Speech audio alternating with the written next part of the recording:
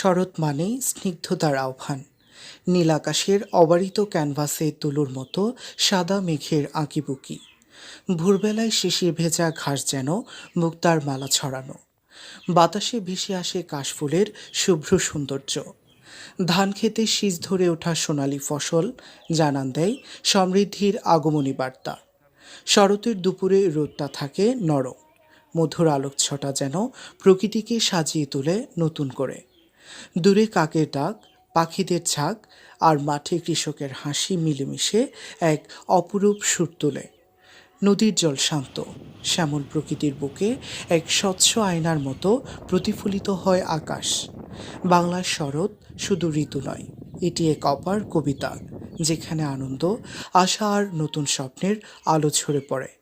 এই ঋতু আমাদের মনে জাগায় পবিত্রতা, হৃদয়ে আনে প্রশান্তি, আর চোখে আঁকে এক নির্মল পৃথিবীর রূপকথা। শরতের প্রকৃতি তাই যেন এক অমূল্য উপহার, যেখানে সাদা মেঘ, সোনালি ফসল, শুভ্র কাশ আর শিউলি ফুল। বিকেলে যখন সূর্যের আলো ঝরে পড়ে, মনে হয় প্রকৃতি নিজ হাতে এঁকে দিয়েছে আলোর ছবি। সে এক অনুভব, এক মুগ্ধতার কবিতা।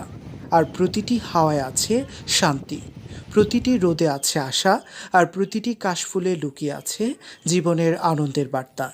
জায়েদ হোসাইন, রেডিও সাগরগিরি, সীতাকুণ্ড, চট্টগ্রাম।